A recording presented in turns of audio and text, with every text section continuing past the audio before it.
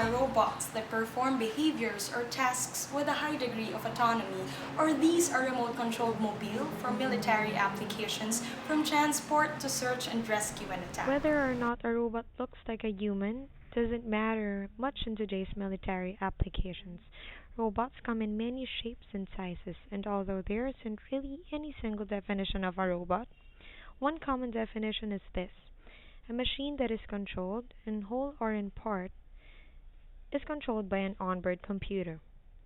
Robots also have sensors that allow them to get information from their surroundings, some form of locomotion, and a power source.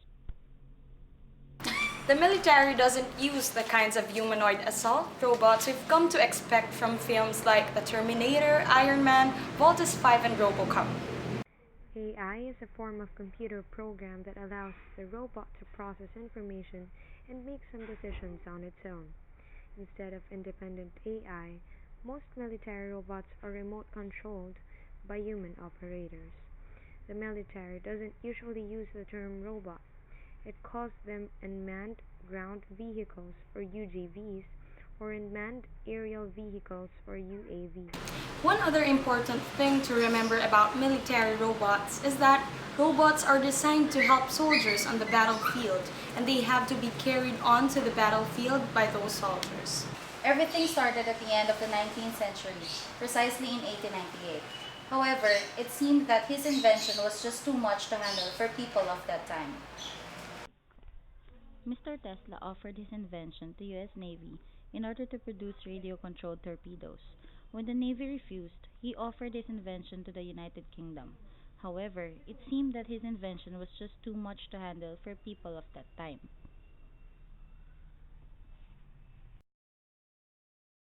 The price was one of the reasons why it was not viewed as a great success. The UAVs were used for anti-craft training as early as 1916. The teletank could be controlled from 500 to 1,500 meters away depending of weather and other conditions. The idea was following. Two tanks formed a combat pair. One tank, codenamed TT, was a radio-controlled tank. The other was a command center codenamed TY. Goliath is the name of a mobile landmine used in World War II by the third richest forces. It was approximately 1.5 meter long, 0.85 meter wide, and 0.6 meter high. It had two tracks and it was controlled remotely using a wire. The Goliath was intended to be blown up at a target, so it was not reusable. Advantages regarding the lack of emotion and passion in robotic combat is also taken into consideration as a beneficial factor in reducing unethical behavior in wartime. Machines don't get tired. They don't close their eyes, they don't hide under trees when it rains, and they don't talk to their friends.